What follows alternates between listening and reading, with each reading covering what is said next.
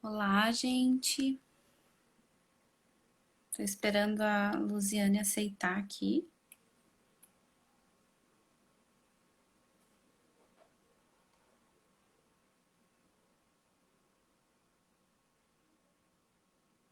Oi, Oi, tudo bem? tudo. Tá me ouvindo bem? Tô te ouvindo bem. Tá todo mundo ouvindo aí? Quem tá aí online já, se puder dar um joinha pra gente. Eu tô te escutando bem. Que bom. Então tá bom. Bom, eu vou fazer uma breve introdução, né? Lembrando que aos poucos as pessoas vão chegando, vão participando, vão fazendo perguntas. E essa live vai ficar disponível depois no IGTV para todo mundo assistir. Tá dando um joinha, é porque tá ok, então. É, Legal. Bom, eu iniciei essa semana, na segunda-feira, a Semana de Saúde Mental, né? Aqui no meu Instagram, para a gente falar justamente sobre a saúde mental, por conta do Setembro Amarelo, né? Que a gente tem a campanha de prevenção do suicídio. Então, a gente já conversou com algumas pessoas, a gente já falou de prevenção do suicídio, a gente falou de comportamento suicida e automutilação. Falamos de depressão pós-parto e depressão, né? Como que funciona o cérebro deprimido. E agora a gente vai falar de prevenção e promoção da saúde mental. Para a gente fechar essa semana e na semana que vem a gente finaliza com o luto, falando sobre o luto. Então eu queria que a Luziânia se apresentasse, falasse quem é a Luziânia, para além da profissão, o que você quiser falar de você, e aí a gente Tá bom. introduz o tema. Muito bem. Obrigada pelo convite, Michele. É um prazer estar aqui. Eu sou Luziana Medeiros, eu sou psicóloga, mas já atuo na área de prevenção já tem aí um pouco mais de uma década, né? Eu trabalho com saúde mental já tem mais de 2 décadas. E enveredei, assim, nos últimos anos, eu tenho trabalhado com programas baseados em evidências científicas, programas para prevenir ansiedade e depressão e promover saúde mental. Então, esse tem sido aí vamos dizer, o meu lema, né, que é construir essa cultura de prevenção em saúde mental. Então, basicamente é isso. Eu vim de Natal, né? Eu estou aqui em Foz, tem 9 anos, aqui em Foz do Iguaçu, e aqui eu atuo na Neossinapses, que é esse perfil que eu estou falando aqui com vocês.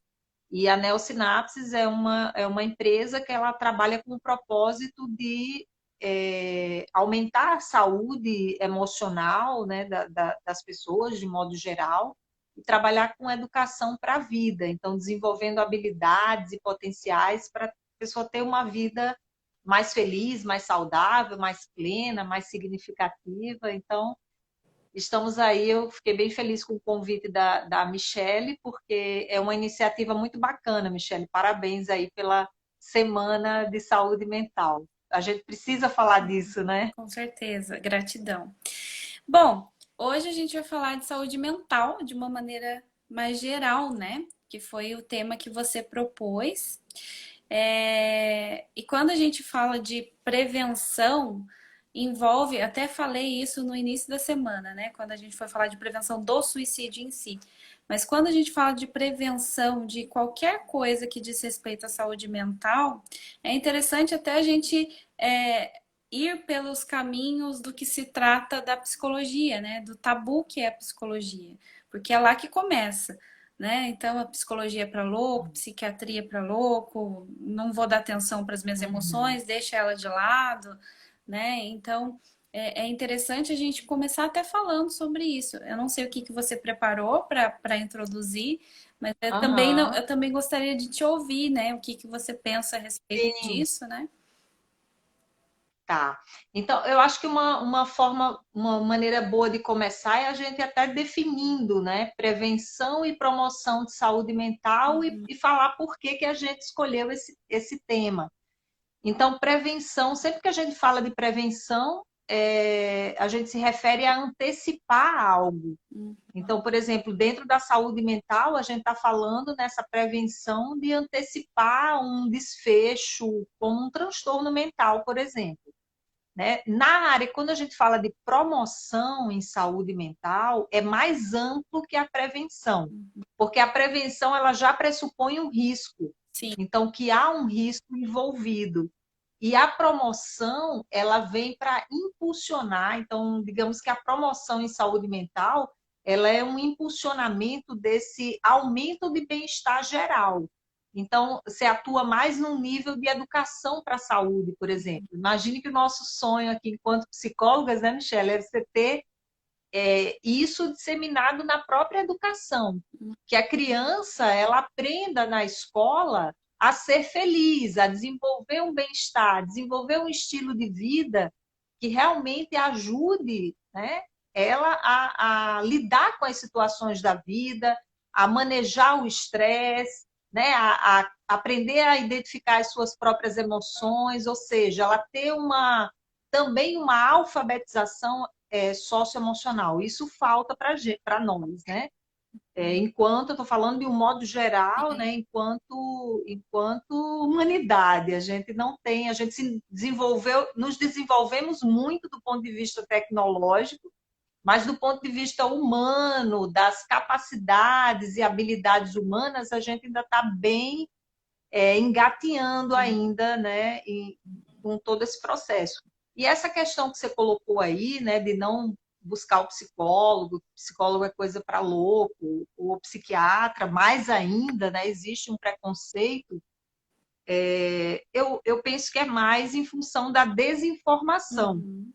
Né? Hoje eu penso que está um pouco, isso já vem diminuindo, diante dos esclarecimentos, né, que os profissionais vêm fazendo, as pessoas cada vez mais não têm muita saída, porque hoje a gente vive o século, digamos, né, desde a da década de 90, a depressão ela estava em quarto lugar, como a quarta doença que mais incapacita no mundo.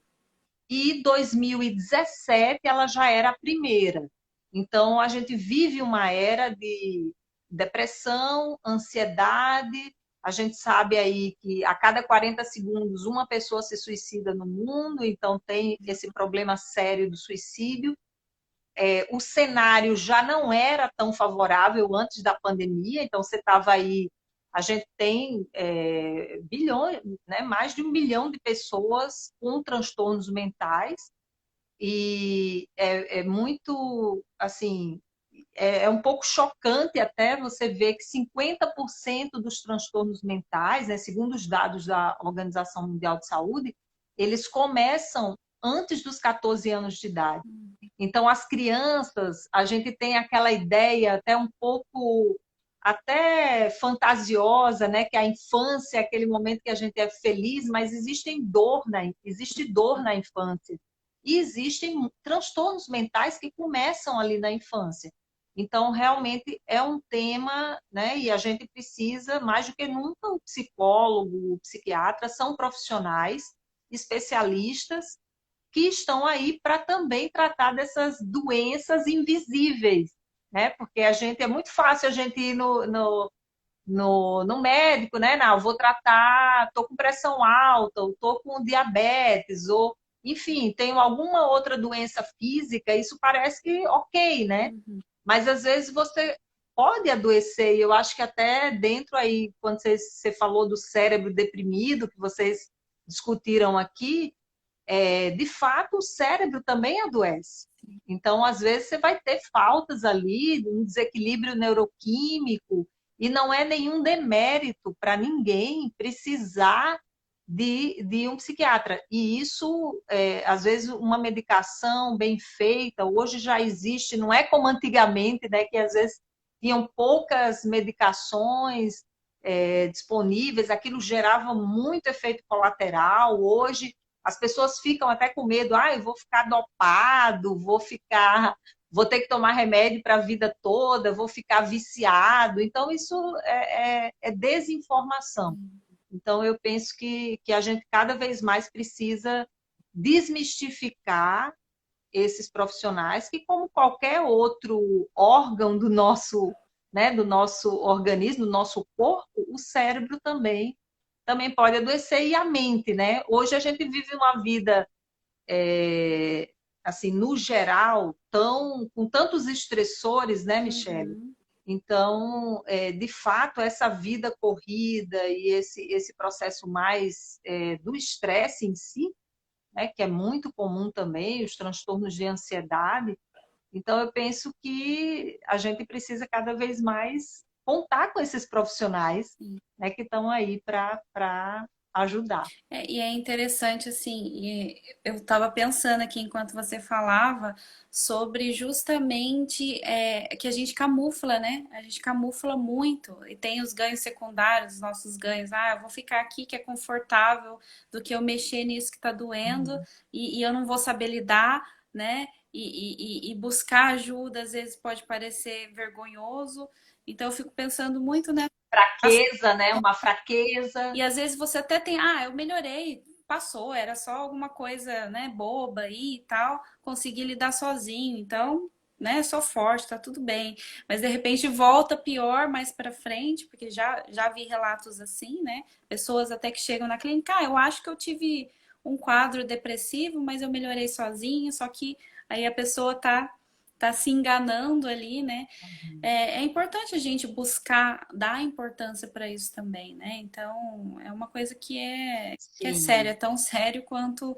Tanto é que afeta o físico, né? Se você não cuida da mente, ele também era no exatamente. físico.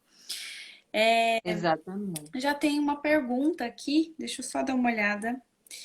O Tá. desequilíbrio emocional facilita o surgimento de doenças mentais? Então, bom, não sei se cabe a gente já responder e aí depois, se você quiser, já. Você que manda. Se você, por mim, podemos. Tá, assim, ó. Eu A posso, pessoa pergunta, você quer eu, dar seguimento à sim, pergunta? eu posso até responder e aí depois, se você quiser complementar também. O Tá bom. desequilíbrio emocional facilita o desenvolvimento de doenças mentais, o surgimento, né, de doenças mentais. Eu penso assim, que se a gente não trata, eu acho que cada caso é um caso, né? Não dá pra gente generalizar, enfim. Mas em síntese, né, se a gente for falar de uma pessoa que se descontrola facilmente, já pressupõe que existe alguma coisa ali, né? Equivocada. É claro que a gente não Uma tem predisposição, né? predisposição, né? Então, assim, se a gente não trata disso, a tendência é piorar, como qualquer doença, se a gente for falar assim, né? Chamar sei lá, depressão, transtorno borderline, por exemplo, pessoa que é totalmente, não consegue controlar as emoções, vive tudo intensamente, né? Esse é um exemplo. E a pessoa pode nem saber que ela tem alguma coisa, porque ela não busca ajuda, né? Então, por isso que é uma bola de neve, Sim, né? Então, sim, se a gente não cuida dessa parte, até a gente pode somatizar coisas, né? Então, a raiva perfeito. excessiva, né? Se a gente não. É aquela coisa, as emoções elas descarregam, por exemplo, a adrenalina, a ansiedade descarrega uma adrenalina constantemente no nosso O organismo. próprio cortisol, né, Exatamente. Michele? A questão do Isso fica, estresse. né? Não é só, então, doenças Exato, mentais, são doenças físicas também. Então, tá tudo associado. exato. Porque é importante a gente lembrar, né, que existe, até dentro da psicologia cognitiva, existe um modelo ali, né, que a pessoa ela pensa, quer dizer, tem os pensamentos, tem as emoções e os comportamentos. Então, isso atua tudo junto. Sim, Então, por exemplo, é isso que ele falou, né, do desequilíbrio emocional, quer dizer, se a pessoa começa a se intoxicar com uma emoção, né, a própria mágoa ou a tristeza, né, enfim, algumas emoções que mais conflitivas, a própria raiva que você citou, né, e aquilo com uma série de respostas químicas também no corpo, aquilo vai tendo um efeito e até vai intoxicando. E isso pode sim ter um efeito ali no próprio cérebro, né? E aquilo nos neurotransmissores, enfim, aquilo gera um desequilíbrio e pode sim gerar um transtorno mental.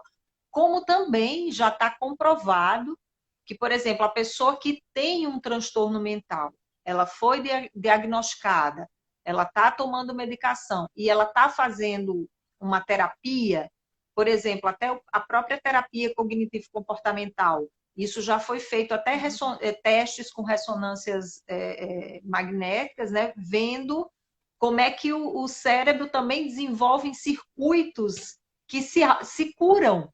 Então, você vai, por exemplo, trabalhando com esse processo de trabalhar. No caso, a gente está falando aqui, estamos até fugindo um pouquinho do tema, né? Mas Mas que a gente está falando de tratamento, mas eu já vou entrar aí né, nesses dois extremos, porque o tratamento é um extremo, está lá no extremo, é quando a pessoa ela já está sofrendo, ela tem aquele sofrimento emocional, ele já tem um prejuízo para a pessoa na vida dela, seja no trabalho, na família, nos relacionamentos, enfim. Então, ela já, digamos que ela teve um diagnóstico, ela está fazendo um tratamento continuado. Então, esse tratamento, se ela está tendo um tratamento medicamentoso, é importante também que ela tenha, como coadjutor desse tratamento, a psicoterapia. Aham. E, inclusive, profissionais que trabalham juntos, né, psicólogos e psiquiatras, é muito comum que com a psicoterapia a pessoa vai desenvolvendo estratégias e ferramentas de enfrentamento da doença que ela começa a diminuir a medicação, Uhum. até que ela, né, retire a medicação porque ela conseguiu com o próprio, a partir do próprio organismo, ela conseguiu restabelecer esse equilíbrio. Então, só para a gente falar um pouquinho para a gente entender, né, onde é que está a promoção e a prevenção nesse contexto aí que a gente falou. Então, na intervenção, Uhum. não sei se você queria perguntar alguma coisa, eu Eu posso queria só dar só uma. complementar uma coisa que você falou das conexões aí, né?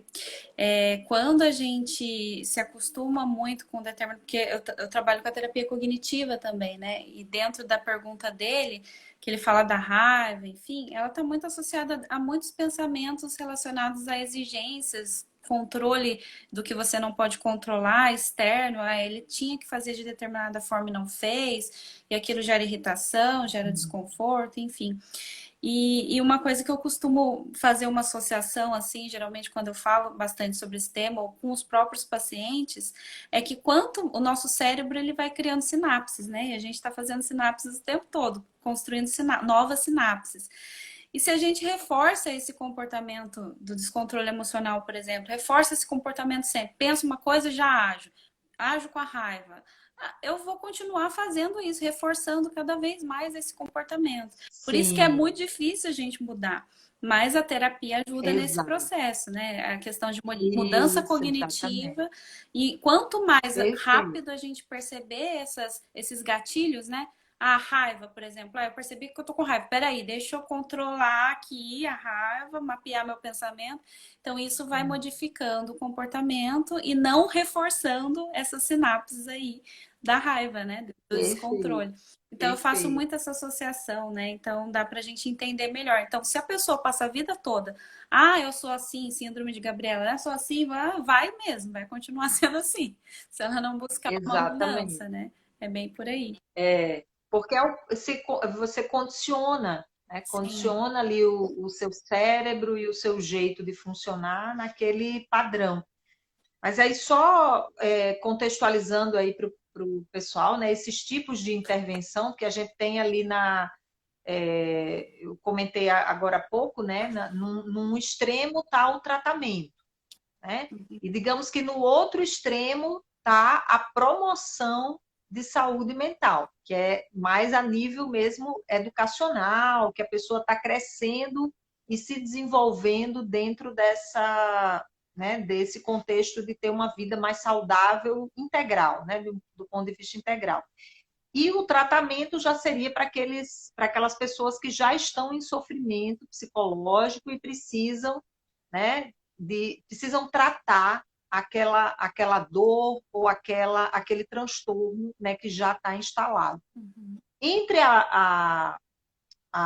o tratamento e a promoção de saúde mental está a prevenção, que é isso de antecipar esses riscos, né? Até de mitigar esses riscos aí. Então, na prevenção tem níveis também, porque a rigor, quando você fala de prevenção, você tem que falar de riscos. Sim.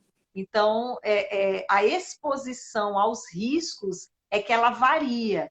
Aí a gente tem, por exemplo, que é a parte quando eu trabalho, né, no programa Friends, a gente trabalha com prevenção e promoção de saúde mental. A prevenção que a gente trabalha é num nível mais universal, que você vai, vamos dizer assim,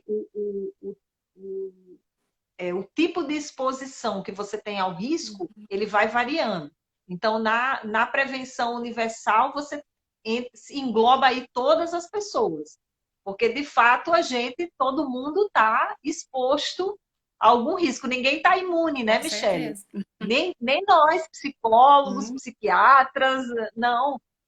Todos nós estamos suscetíveis, em algum momento da vida, às vezes acontece um evento mais estressante ou traumático, e a gente não sabe exatamente como que a gente vai reagir a esse evento.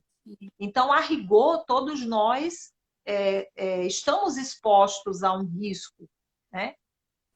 Aí você tem uma prevenção selecionada que ela tem, vamos dizer, são indivíduos ou um grupo ali expostos a fatores de risco conhecido.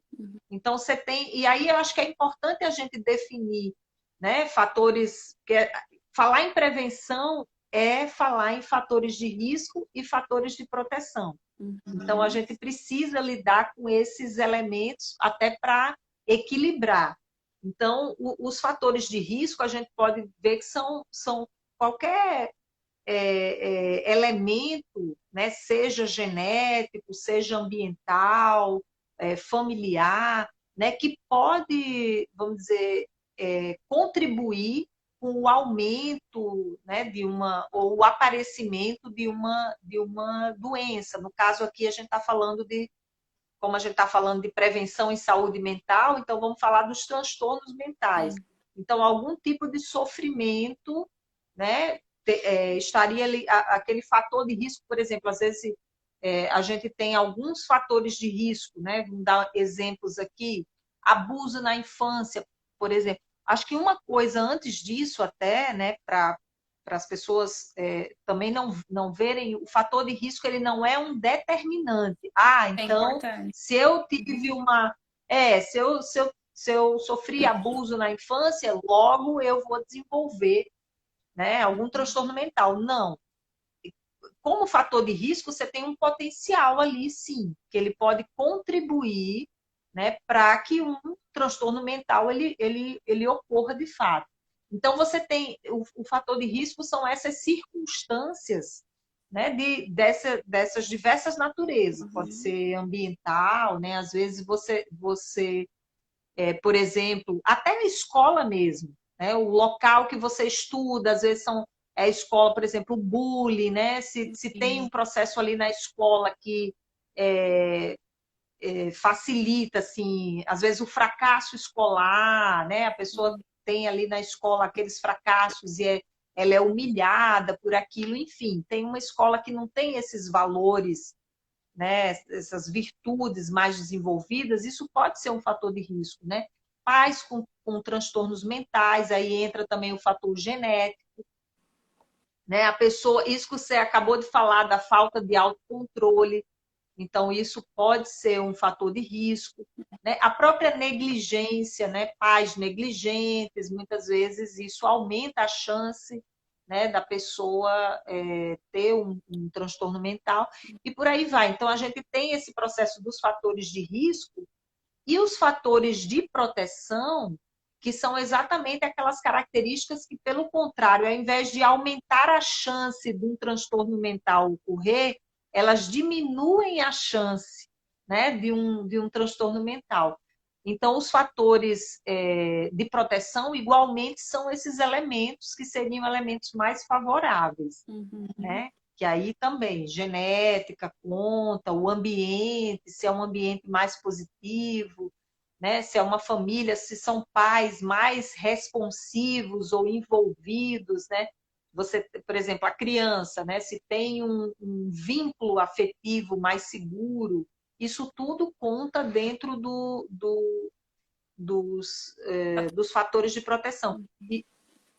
E uma das coisas que aí entra dentro do trabalho, né, que eu faço, foi por isso, uma das razões, né, quando Michelle me perguntou o que, que eu queria conversar aqui, é porque, de fato, a relevância do tema ela é muito grande em função desse número explosivo, né, esse boom de casos, porque você vê, a gente tem alguns dados estatísticos de que a cada 4 adultos, a cada 4 pessoas, né, adultas, uma pessoa tem ou terá algum problema emocional grave.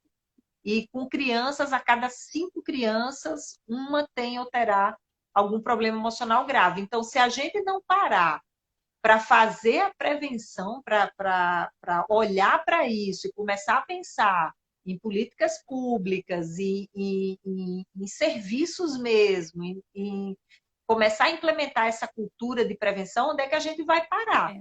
né, Michele? E até economicamente, se você é mais barato e mais efetivo você trabalhar com prevenção, né, do que você trabalhar com reabilitação e tratamento. Quer dizer, ali, tanto a efetividade é menor, porque você sabe, uma pessoa que chega já no consultório, que ela está com já um transtorno mental, está num sofrimento enorme, ela vai ter que ter um tratamento prolongado. Né?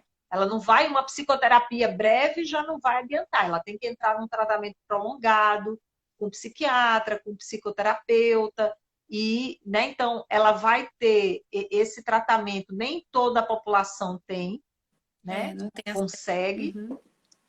pagar por isso. Então, e se o Estado, né, vai pagar, se o poder público vai pagar, é muito alto você pagar por um tratamento, né? Então, isso é uma equação que é importante a gente ver, quer dizer, não só do ponto de vista da efetividade, mas também em termos econômicos, financeiros, né? É um problema. Então, isso que eu vejo a relevância do tema e o fato de eu trabalhar com esses programas. Então, por exemplo, um dos fatores de proteção para evitar, né, pelo menos reduzir a chance, né, desses transtornos ocorrerem, é você desenvolver habilidades socioemocionais, que são as habilidades para a vida, né, Michelle? Você falou em gatilhos aí, quer dizer, você aprender como que você pensa e quais são esses gatilhos, né, Ajuda. para você poder ter uma regulação, uma autorregulação emocional, isso realmente é transformador, né, na vida da pessoa. Acho que foi essa semana, não sei se foi com a Meire, porque a Meire ela abriu, né, para falar da prevenção do suicídio. Acho que foi ela que comentou que agora está sendo inserido nas escolas, né? Eu não tenho certeza dessa informação, mas você poderia trazer essa informação para a gente, né? Que agora é algo que está sendo buscado no ensino fundamental, enfim, desenvolver essas habilidades. Já vinha, assim, é uma iniciativa bem tímida ainda, né? Não está generalizado. Isso existia, isso estava mesmo para entrar no currículo, mas não sei se saiu já para agora. Agora, o fato da gente estar no meio de uma pandemia, né? E todo esse processo, você vê, aumentou muito até o próprio processo de esgotamento emocional, de estressamento, né? Está muito alto, os números aumentaram, própria depressão, ansiedade, enfim. Eu acho que talvez, e essa condição das crianças voltando, né, para as escolas, o distanciamento social, então o impacto disso na saúde emocional também das crianças, adolescentes. Então eu penso que pode ser sim que esteja, mas eu não tenho também uma informação fechada para passar, então É, porque é uma teria que ver no iniciativa livro. que super mais que necessária, na minha opinião, né? E você Sim, sendo não, melhor. isso já estava mesmo para entrar. Eu não sei se em função da pandemia agora, se isso Tá. continuou, né? Mas estava mesmo para entrar. Nas leis, na LDB, né, já estava sendo aventado mesmo. Uhum, tá. Bom, o que que você teria para dizer? Tem mais perguntas aqui, mas é uma coisa que está na minha cabeça aqui. Já vou falar. O que que você teria para dizer então a respeito dessa promoção da saúde, né? Principalmente falando dessas habilidades, desse desenvolvimento aí, dessas habilidades socioemocionais, desde a infância. O que que você teria para dizer, articular a respeito disso? E aí depois a gente entra nas perguntas que tem aqui. Tá. Então, eu penso que é fundamental, do mesmo jeito que a gente aprende português, matemática, ciências, né? E a gente vai se desenvolvendo nesses campos do saber, eu penso que é fundamental a gente se desenvolver nesse campo que é a gente mesmo. Uhum, Né? Então, por exemplo, as emoções, a gente é praticamente quase analfabeto emocional. uhum. Então, você fala, o que que você está sentindo, né? Ah, normal, ah, bem, mal. Então, a gente fica nessa dicotomia e tem uma tonalidade, tem uma série de tonalidades afetivas que a gente precisaria estar dando nomes, porque quando a gente dá nome e identifica, esse é o primeiro passo para a gente lidar com essa emoção. Enquanto a gente nem sabe o que a gente está sentindo, como é que você vai lidar com essa Hum, emoção? Como é que você vai saber quando é que isso acontece? Quais são os sinais? O que, é que acontece com o meu corpo quando eu estou triste? Eu estou falando aqui das emoções básicas, né? Tristeza, alegria, raiva, medo, desprezo, né? Que é mais o nojo, né? O nojinho lá, para quem assistiu o filme tipo, divertidamente, né? aham, Vale muito a pena com as crianças, mas é um filme para adultos também. uhum, E ele só não tem a surpresa, né? No filme tem as 5 emoções básicas que são tidas como universais. Então, se desde criança a gente começar a ter essa alfabetização emocional, com certeza a gente vai ter menos chance de desenvolver um transtorno mental. Não é que isso vai acabar, porque isso é como eu falei, né, Michelle? Isso faz parte, né? Às vezes, do mesmo jeito que a gente adoece, né? O nosso corpo adoece, seja, sei lá, uma doença que acometa aí algum órgão, pode acometer o cérebro também. Isso a gente não está livre disso, mas que com certeza diminui a chance. E aí você vê, por exemplo, falando, essa habilidade que eu estou comentando aqui é o reconhecimento das emoções. A partir do reconhecimento das emoções em você mesmo, né, a partir dos sinais que o seu corpo dá, e você vai aprendendo. A criança, a gente trabalha isso no Friends, né? Eles vão aprendendo desde os 4 anos de idade, que é quando já tem um pouco mais de cognição, né? Porque antes disso não dá para trabalhar nesse. O Friends ele também tem a base dele, é a psicologia cognitivo-comportamental. uhum. Então precisa ali a criança, né? A partir dos 4 anos. Então ela começa a identificar as emoções nela e também nos outros. Aí é o início da empatia, porque você começa a reconhecer que o amigo pode estar triste, você não vai chegar lá, né? Você vai chegar com. É diferente, né? Se você sabe que uma pessoa está triste, você consegue ler pelos sinais que ela está dando, a linguagem não verbal, você não vai chegar do mesmo jeito se ele tivesse feliz. Então você vai interagir, então começa essa inteligência emocional e a inteligência interrelacional, né, entre as pessoas, interpessoal. Então a gente vai trabalhando essas habilidades que a gente chama socioemocionais, é que ela é um grupo né, são 2 grupos aí. Tem as habilidades emocionais que eu chamo que é da pele para dentro. Então tudo É, aquilo que diz respeito a você, né? uhum. seja lidar com as emoções, seja reconhecer os seus pensamentos, se você está tendo ideias que podem lhe ajudar a ser uma pessoa mais feliz, ou se você está tendo ideias que estão lhe colocando para baixo, né? Então, você vai identificando e até vendo, que isso é bem da psicologia cognitiva, que pensamentos são só pensamentos. Uhum. E você pode comandar os seus pensamentos. Então, com as crianças, a gente trabalha muito isso, de comandar, né? De ser o chefe. Então, você vai ser o chefe dos seus pensamentos, né? O que você vai escolher ali? E a gente trabalha com alguns sinalizadores. E as habilidades sociais, elas já são da pele para fora. Então, é todo aquele processo que envolve as relações interpessoais. Então, a comunicação, os comportamentos pró-sociais, né, da própria gentileza, o altruísmo, a colaboração, a solidariedade. Então, a gente trabalha muito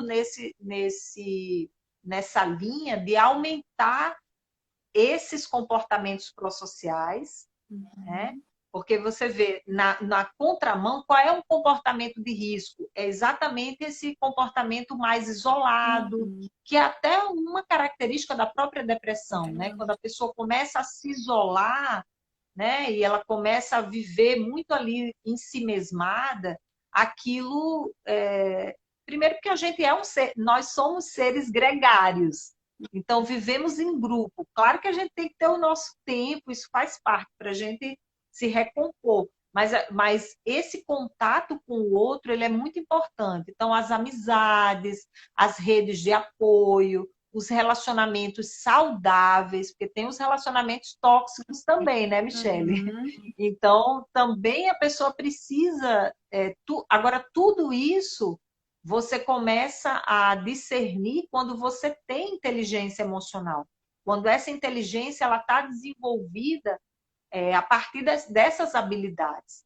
Então, isso que eu vejo que é o mais sério, que é a gente, o quanto antes a gente começar entendendo disso, melhor, para a gente poder crescer, né, tendo mais ferramentas para lidar com as situações adversas. Aí é o que a gente chama da resiliência, Sim. porque essas habilidades, as habilidades socioemocionais, e não só as socioemocionais, eu estou falando aqui desse grupo, mas quando a gente fala em prevenção e promoção em saúde mental, a gente precisa lembrar de um pilar, de 3 pilares que são extremamente importantes, que é a alimentação saudável, o exercício físico e a higiene do sono.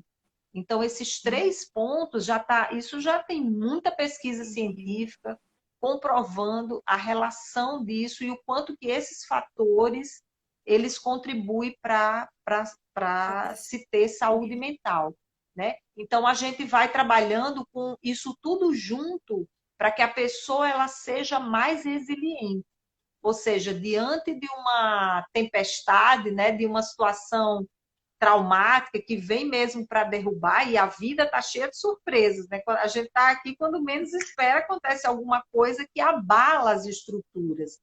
Então, a ideia da resiliência é que a gente possa passar por essas adversidades, não é sem sofrer nem sem se abalar, porque ninguém tem sangue de barata, mas a ideia é que você consiga passar por essas situações e sair do outro lado mais forte, ou seja, você não vai quebrar emocionalmente ou quebrar psicologicamente, no sentido de você começar a sofrer demais com aquilo.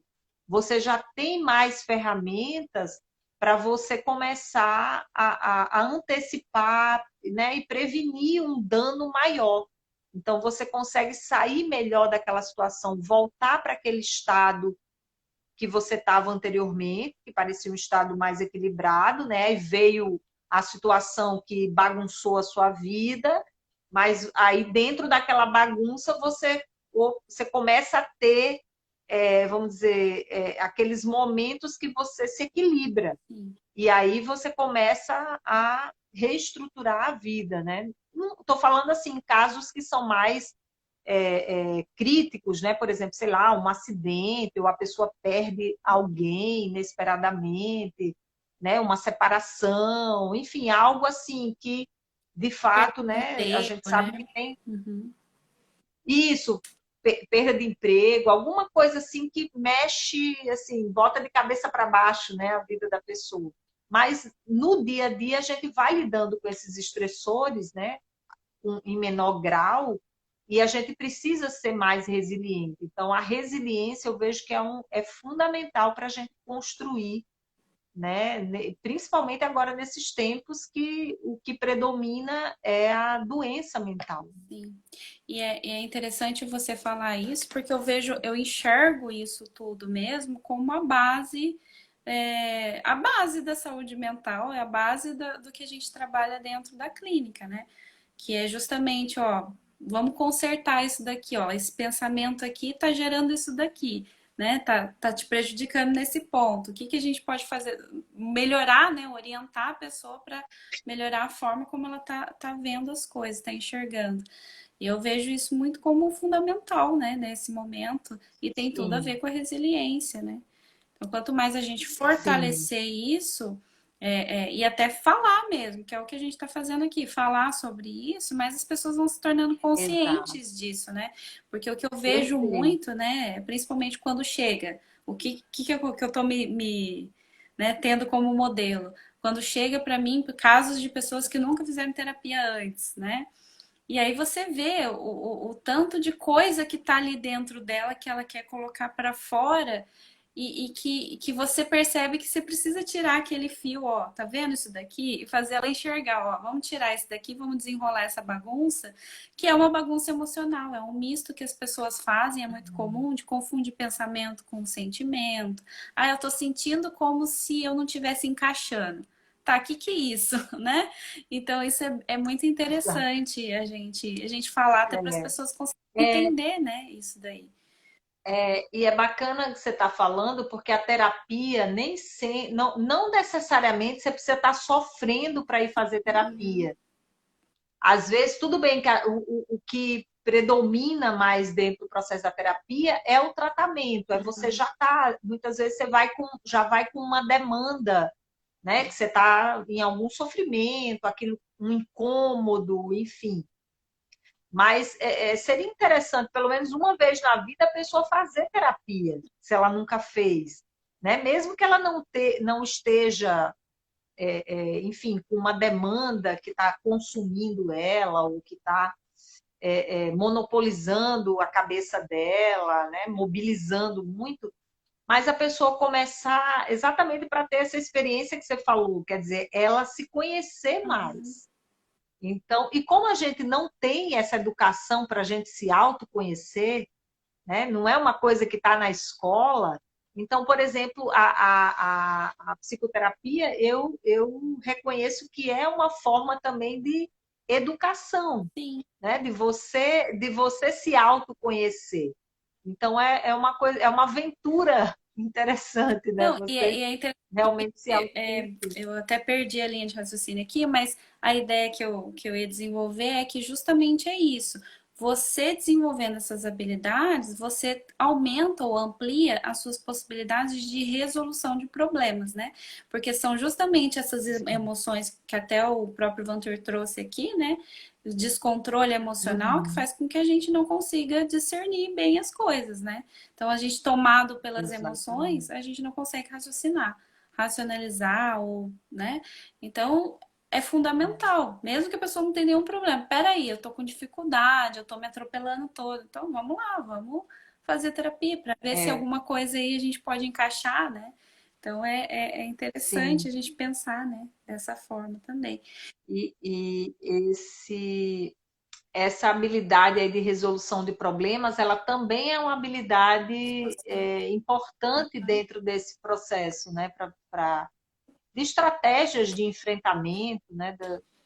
Dos problemas. Sim. Focar na solução, né? Aqui, ó. O Vanter está falando, além de ser determinante para a estabilidade física, a saúde mental está relacionada à qualidade da interação individual e coletiva? É uma pergunta. Além de ser determinante para a estabilidade física, a saúde mental está relacionada à qualidade da interação individual e coletiva? Eu penso que Eu penso que sim, sim, porque inclusive o conceito de saúde, né, de saúde mental, ele perpassa, né, acho que é o último conceito que a própria Organização Mundial de Saúde desenvolveu é que é esse estado mais de equilíbrio, né? Biopsicossocial. Então, na verdade, ele engloba aí, né? Porque o ser humano ele está em contato com o outro outros seres humanos, né? Então, está em contato com a sociedade. Ele não está apartado. Inclusive, esse processo ambiental e social, ele pode ser um fator de risco. Então, o ambiente que você vive, né? Você pode até estar bem equilibrado, mas aquele ambiente, se aquele ambiente que você vive, ele não é um ambiente muito positivo, aquilo começa a influenciar, né? Você começa dentro daquele ambiente, você começa muitas vezes a adoecer. Isso é muito comum em empresas, né? Em trabalhos que, né? Equipes que são mais tóxicas, locais de trabalho. Às vezes a pessoa tem que se afastar para poder, né? Se recuperar, porque realmente aquilo está gerando uma pressão. Então, eu penso que está tudo interligado, é isso mesmo, essa concordo. questão da mente. A Jane, a Jane está fazendo uma pergunta aqui, ó. O que você pode falar sobre borderline? No caso, não aceitam ajuda. Difícil.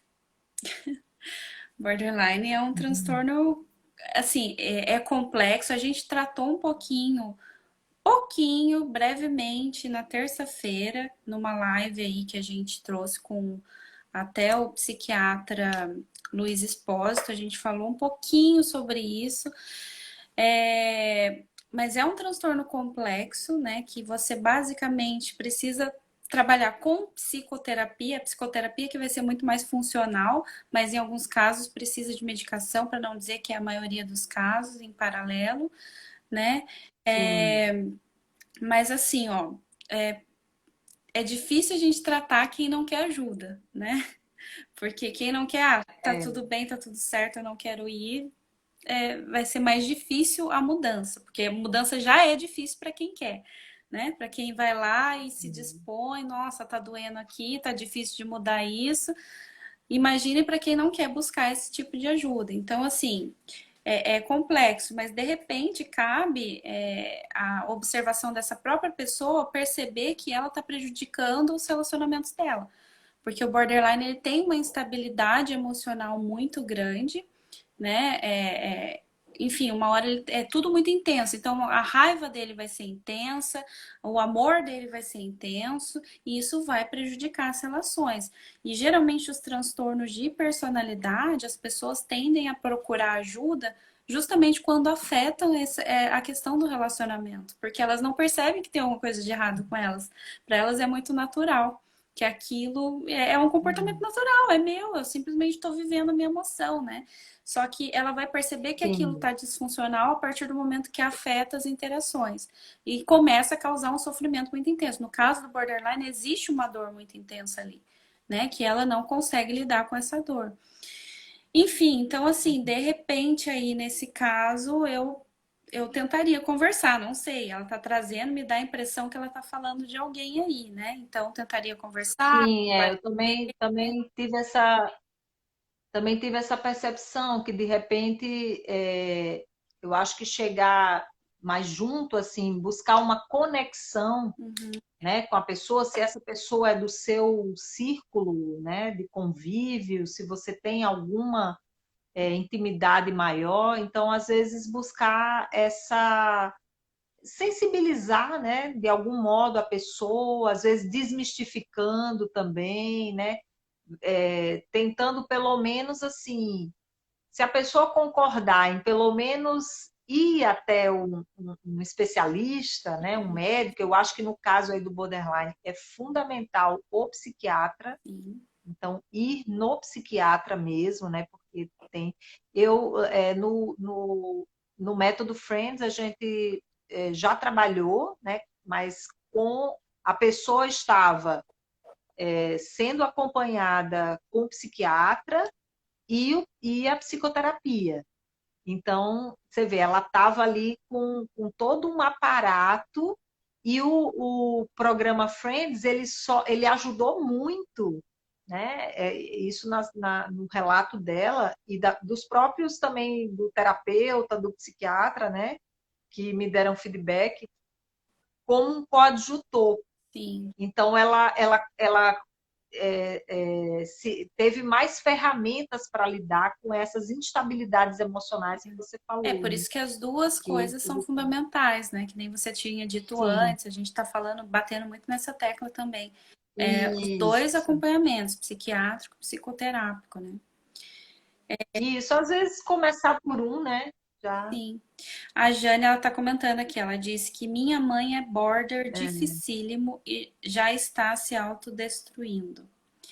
Então, é interessante ver, assim, se isso aí foi um diagnóstico mesmo, se ela tá fazendo acompanhamento psiquiátrico e psicológico em paralelo, né? É importante Uhum. ter isso aí, de repente levar É. ela mesmo no psiquiatra, É, né, nesses casos, Jane, né? Jane? Nesses casos, Jane, às vezes vê alguém até do convívio que ela respeite, assim, que ela tenha um respeito de hierarquia, alguma, sabe, alguma, não sei, acho que uma dica aí para você ver no seu convívio familiar ou até um amigo próximo, uma amiga, enfim, alguém da confiança dela que ela, né, que pudesse ajudar nesse processo aí para poder ajudá-la, Uhum, né, para ela poder, porque de fato, pelo que você está falando, se tem já um contexto mais autodestrutivo, né, que você vê que está às vezes realmente precisa ter uma intervenção maior aí da família, né, do grupo mais próximo aí do convívio, para poder, de fato, ajudá-la. Igual como, às vezes, a gente tem, né? Às vezes, numa emergência, você precisa levar. Né? Imagina que se alguém está tendo um ataque, sei lá, uhum, epiléptico, ou está tendo um ataque cardíaco, né? A gente leva, né? Tem que levar. Então, eu acho que nesse sentido vocês podem se organizar, não sei, né, como funciona aí a dinâmica familiar, mas se organizar para poder prestar essa assistência aí para sua mãe. sim. Ela até complementou aqui que ela diz eles não têm sentimentos, só se acham vítimas. Parece que ela está fazendo, pelo que eu entendi na frase aqui, está fazendo acompanhamento psiquiátrico com remédio. É. Mas você vê essa questão que a gente estava falando dos sentimentos, né? Porque a pessoa, tudo bem, ela pode estar se achando vítima, mas geralmente a pessoa, ela quando está nessa condição de vítima, ela se sente injustiçada, né? Ou de algum modo ela está ali tem um mix de emoções, né? Acho que junta uma indignação com uma revolta, com uma tristeza, né? Então tem uma série de emoções. Então não é que ela não tem sentimentos, Uhum. né? Muito Aquele sentimento sentimento, né?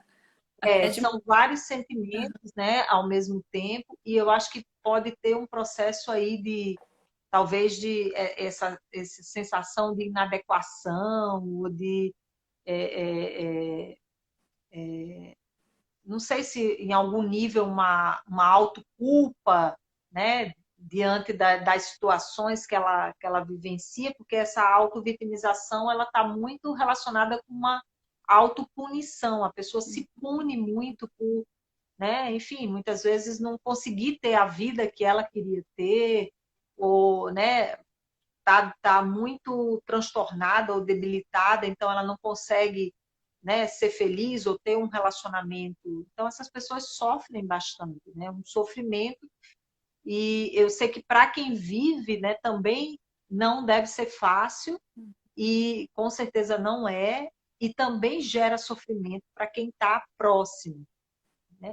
Então, eu acho que aí é que realmente quem tem mais recurso, quem está mais próximo, e quem tem mais recurso para lidar com a situação, ou está com uma sanidade maior, né, em termos de saúde mental, acaba tendo mais responsabilidade nesse sentido, né, como um cuidador, ou alguém que vai dar um suporte e que precisa se cuidar para também não adoecer, Uhum, né? exatamente, Isso é bem importante.